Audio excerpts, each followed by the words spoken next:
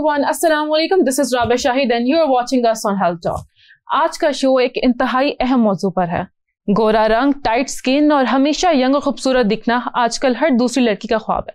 लेकिन क्या ये व्हाइटनिंग इंजेक्शंस, ये एंटी एजिंग मेडिसिन्स और ये आईवी ड्रिप्स आपकी सेहत के लिए ठीक हैं या नहीं? क्या ये वाकई आपकी खूबसूरती को बढ़ाती हैं? एक बहुत ही रिसेंट वाकया है, बॉलीवुड एक्ट्रेस शिफाली जड़ीवाला, द कांटा लगा गर्ल, उनकी रिसेंटली हार्ट अटैक से डेथ हुई है और कहा जा रहा है कि वो काफ़ी अरसे से एंटी एजिंग मेडिसिन्स और आईवी ड्रिप्स जो है वो यूज़ कर रही थी।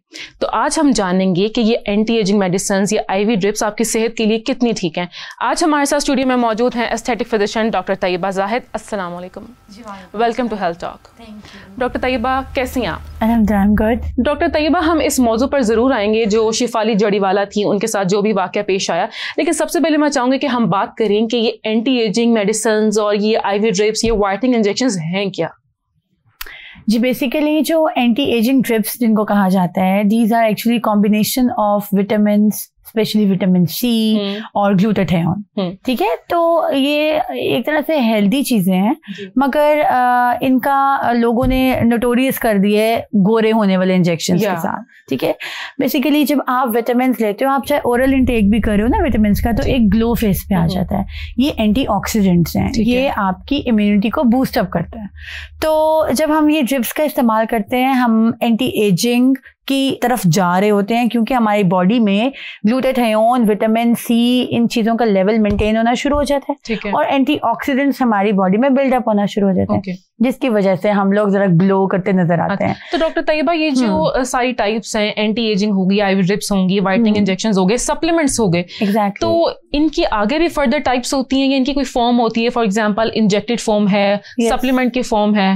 यस, बिल्कुल ऐसे ही है। वही मैंने अभी आपको बताया कि ये ड्रिप्स की फॉर्म में क्लिनिक्स में अवेलेबल है और supervision, under supervision of doctor होना चाहिए। मैंने बड़े यानी कि मैसेजेस ऐसे आते हैं, हमें बॉक्स परचेज करना है, हमें भिजवा दें, जो कि बहुत गलत चीज़ है।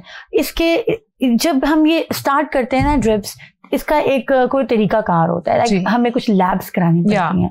अगर वो लैब्स आपकी नॉर्मल हैं, LFTs हैं, RFTs हैं, जिगर के टेस्ट हैं, गुर्दे के टेस्ट हैं, वो नॉर्मल है, तो ही हम इस प्रोसीजर पे आते हैं। और हर एक के लिए प्रोसीजर सुटेबल नहीं है। सो विदाउट कंसल्टेशन आजकल लोग ऑनलाइन मंगवा लेते हैं और ड्रिप्स लगवा लेते हैं, पता नहीं कहाँ से जाके। तो ये बहुत डेंजरस है। अच्छा, आजकल हम इस तरह के केसेस बहुत ज्यादा देख रहे हैं, सडन डेथ्स जो हो रही हैं लोगों की, हार्ट अटैक से हो रही हैं। लेकिन ये जो रिसेंट वाकया भी मैंने आपको बताया था, शिफाली जड़ीवाला जो बॉलीवुड एक्ट्रेस हैं, उनके साथ भी यही सुनने में आ रहा है कि वो काफी अरसे से एंटी एजिंग मेडिसिन या आईवी ड्रिप्स और इंजेक्शन जो है वो यूज कर रही थी। तो वो क्या वाकया है, आप कुछ जानती हैं उस बारे में?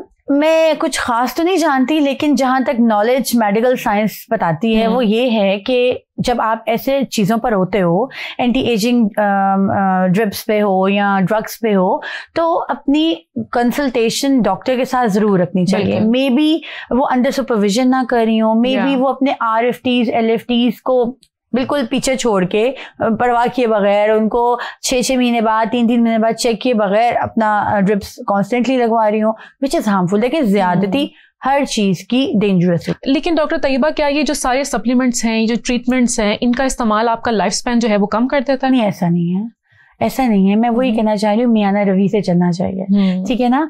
अब जब हम अपने क्लिनिक में किसी की स्किन टोन को लाइट करने के लिए ये प्रोसीजर स्टार्ट करते हैं, तो एक टाइम ड्यूरेशन होता है कि हमने इतने ड्यूरेशन में बस खत्म करना है और इतनी ड्रिप्स होंगी। उससे पहले लैब्स की जाती हैं। कॉन्स्टेंटली लेते रहना और जरूरत से ज्यादा लेना कि शायद हम पता नहीं कितने ही जवान हो जाएंगे, तो ये फिर नुकसान है। This is unfair to your own self, obviously. तो आप जैसे हैं, अच्छे हैं, एजिंग को भी एक्सेप्ट करना चाहिए और ग्रेसफुली एज करना चाहिए। अच्छा, इसकी बहुत सारी टाइप्स भी तो आ गई हैं, बोटॉक्स हैं, फिलर्स हैं, फिर एंटी एजिंग ट्रीटमेंट्स हैं। तो कोई एज डिफाइन कर सकती हैं आपके इस एज में आप ले सकते हैं, ताकि लोगों को थोड़ा सा ना गाइडेंस मिले कि हर कोई नहीं स्टार्ट कर सकता? बिल्कुल ऐसी है। जो ड्रिप्स की अभी हम बात कर रहे थे, वो एक बेसिकली डिफरेंट चीज है। बोटॉक्स और फिलर डिफरेंट चीज है। अच्छा, आपने कहा कि किस एज ग्रुप से स्टार्ट करना चाहिए। अकॉर्डिंग टू माय नॉलेज और मेडिकल साइंस के, एस्थेटिक मेडिसिन के मुताबिक आफ्टर 30s हमें इन प्रोसीजर्स की तरफ आना चाहिए अगर जरूरत हो तो। जरूरी भी नहीं है कि हदीस नहीं है कि आप लोगों को आना है। हाँ, जरूरी नहीं, लेकिन ऑब्वियसली एजिंग आ रही है तो जरूरत तो पड़ती है। 35 में, 30 प्लस में आपकी रिंकल्स जो होना शुरू हो जाते हैं फेस पे। मैं ये नहीं कह रही कि प्रोसीजर्स ना लें, जरूर लें ताकि आपकी स्किन फ्रेश लगे, मगर बोटॉक्स और फिलर्स का इस तरह का साइड इफेक्ट नहीं है कोई कि RFTs LFTs हमें चेक कराने पड़े। अच्छा, तो ये सारे जो ट्रीटमेंट्स हैं ये करवाने से पहले जैसे आपने बताया कोई लैब्स होती हैं, कोई टेस्ट होते हैं, वो कौन कौन से टेस्ट हैं? देखिए सारे ट्रीटमेंट्स के लिए हमें कोई लैब्स नहीं चाहिए। ठीक है। हमें स्पेशली ये जो IV ग्लूटाथियोन और ये विटामिन C की ड्रिप्स हैं, क्योंकि ये कोई गलत चीज नहीं है, ये विटामिन ओवरलोड अगर हो जाए तो किडनी को ज्यादा काम करना नुकसान होता है। हाँ, अब ये नहीं है कि जिसका किडनीज ऑलरेडी सही फंक्शनिंग में है और वो अगर लें तो कोई प्रॉब्लम हो जाए, कि ऐसा नहीं है। अगर आपके RFTs ठीक हैं, LFT ठीक हैं, तो आप अंडर डॉक्टर सुपरविजन कुछ टाइम ड्यूरेशन के लिए ये ट्रीटमेंट ले सकते हैं। लेकिन अगर ऑलरेडी कोई किसी के RFTs LFT डी रेंज है तो हम नहीं अलाउ करते। अच्छा डॉक्टर तैयबा, कोई भी चीज हो उसके प्रोज एंड कॉन्स दोनों होते हैं। हाँ जी बिल्कुल। तो ये इन सारे ट्रीटमेंट्स के साइड इफेक्ट्स क्या होते हैं?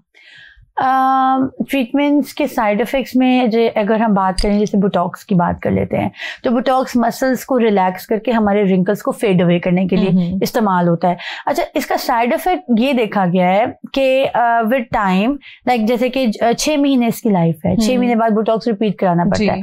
जो लोग मसलसल बोटॉक्स कराते रहते हैं और इसी के ऊपर स्टिक रहते हैं कि उन्होंने साल में 2 दफा कराना है, उनके ऊपर बोटॉक्स का इतना ज्यादा रिजल्ट नहीं आता। ज्यादा ये होता है कि जो रिंकल्स पहले फर्स्ट डोज से, फिर क्लाइंट्स कहते हैं कि पहले तो बड़ा अच्छा हुआ था, अब नहीं हुआ। उसकी वजह ये है कि एजिंग ज्यादा हो रही है और बोटॉक्स रेजिस्टेंट आप हो गए हो, यानी वही प्रोसीजर बार बार आपका होकर रेजिस्टेंट होना शुरू हो गया। तो इससे बचने के लिए मैं ये अपने क्लाइंट्स को एडवाइस करती हूँ कि आप PRP के सेशन लें, वो ज्यादा बेहतर है। PRP नेचुरल भी है, आपके प्लाज्मा से बनता है, वो आपके स्किन में कोलेजन को बूस्ट अप भी करता है। हाँ, तो बार बार रिपीटली बोटॉक्स कराने के बजाय आप PRP के सेशन ले सकते हैं। Doctor Tayyaba, excess of everything is definitely very bad, और बहुत सारी खवातीन हैं जो एक ट्रीटमेंट के पीछे पड़ जाती हैं और बार बार उसको लेती हैं कि इससे हमारी खूबसूरती जो है वो इन्हेंस होगी और लॉन्ग टर्म चलेगी, लेकिन समटाइम्स ऐसा नहीं होता है।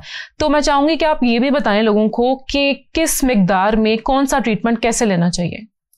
अच्छा, हमें ना लाइक जब आपको फील हो कि अब थोड़ी सी स्किन सैगी हो रही है, रिंकल्स आ रहे हैं, सबसे पहले बेसिक ट्रीटमेंट मैं अपने क्लाइंट्स को कहती हूँ बेसिक ट्रीटमेंट से स्टार्ट करें, जिसमें PRP होगी या फिर non surgical face lifting HIFU हो गई। ठीक है। एक मशीन है जिसके साथ हम फेस की लिफ्टिंग करते हैं, अल्ट्रासाउंड, फोकस अल्ट्रासाउंड से कहते हैं। तो ये 30s के बाद हम लेना स्टार्ट कर सकते हैं, और विद एज हम बोटॉक्स और फिलर का इस्तेमाल कर सकते हैं अगर जरूरत हो तो। फिलर्स बेसिकली हम फेस लिफ्टिंग में या फेस फिलिंग के लिए यूज करते हैं, तो सेफ है, कोई साइड इफेक्ट नहीं है, मगर कंसल्टेशन के साथ लिया जाना चाहिए। अच्छा डॉक्टर तैयबा, जितने भी एस्थेटिक क्लिनिक्स है ना, हम देखते हैं कि जगह जगह एस्थेटिक क्लिनिक्स खुले हुए हैं और कोई भी डॉक्टर बिना डिग्री के भी बैठा होता है समटाइम्स और वो लोगों को ट्रीट कर रहा होता है। तो बेसिक प्रोटोकॉल्स क्या होने चाहिए, गाइडलाइंस, SOPs क्या होनी चाहिए? SOPs आप देखें, जब आप विजिट कर रहे हैं किसी एस्थेटिक क्लिनिक को, तो प्लीज चेक करें कि the doctor is MBBS even और नॉट। ठीक है, बेसिक एक चीज है कि उन्होंने MBBS किया हुआ है, उसके आगे उनकी स्किल्स देखें, पोस्ट ग्रेजुएशन देखें कि किस चीज में आगे उन्होंने पोस्ट ग्रेजुएशन किया है, एस्थेटिक्स के कोई सर्टिफिकेशंस हैं, कुछ एक्सपीरियंस है, तब आप सेफ हैंड्स में हैं।